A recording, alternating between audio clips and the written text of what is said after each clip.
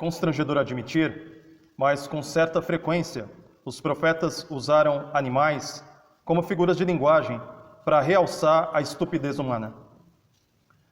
O profeta Isaías menciona que o boi e o jumento conhecem o dono, seus respectivos donos, mas o povo frequentemente não entende.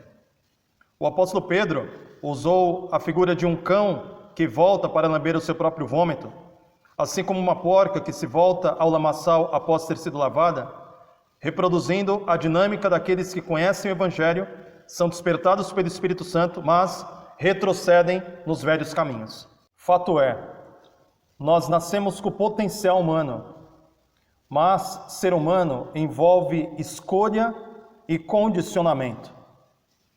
A experiência retratada por Mowgli e Tarzan, ambos reproduzindo histórias reais, verídicas, apresentam que nós, simultaneamente, temos o cérebro mais sofisticado da natureza, assim como o cérebro mais suscetível da natureza. Crianças criadas em meio a lobos se comportam como lobos. Crianças criadas em meio a macacos se comportam como macacos. O nosso potencial humano carece de doutrinação, carece de discipulado, carece de aprendizado.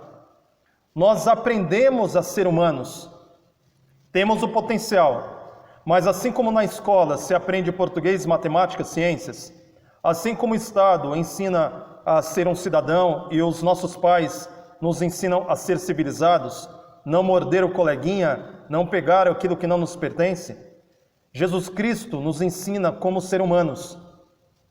Jesus é o mestre da humanidade. Ele carrega em si não apenas o potencial máximo da humanidade, mas ele exerceu as escolhas e viveu como o melhor e o mais expoente espécime humano. Porque enquanto Jesus viveu para fazer a vontade do Pai, infelizmente, a esmagadora maioria da humanidade vive para fazer a sua própria vontade. Veja a ironia no episódio da Arca do Dilúvio. Animais entraram na arca de 2 em 2 conforme a ordem de Deus. Eles não resistiram à vontade divina. No entanto, toda uma humanidade ficou de fora. Isso é muito constrangedor. E fazendo uso de figuras de linguagem, Jesus nos deixou a dinâmica, a controvérsia entre bodes e ovelhas, para retratar a diferença de comportamento, de conduta, de modo de vida daqueles que herdarão a vida eterna e daqueles que infelizmente serão jogados no lago de fogo e enxofre, que foi preparado para o diabo.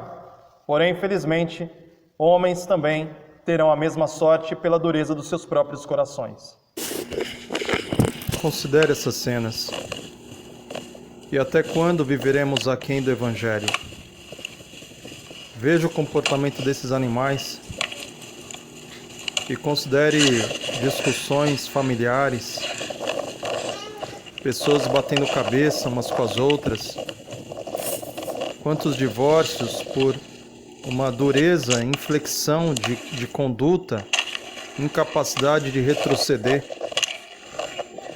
Quantas vezes nós já batemos a cabeça, quantas vezes eu já bati a cabeça na vida? Teimosia, insistência naquilo que já se sabe que não vai dar certo. Considere esses animais. Considere que não raramente nós que somos aqueles que estão no topo da cadeia deste mundo, podemos agir de modo animalesco, irracional e até mesmo demoníaco. Até quando viveremos aquém do Evangelho? Até quando? E disse Jesus para o fariseu que correspondia à elite da sua época, o homem requintado, sofisticado do ponto de vista religioso, e disse Jesus: importa-vos nascer de novo.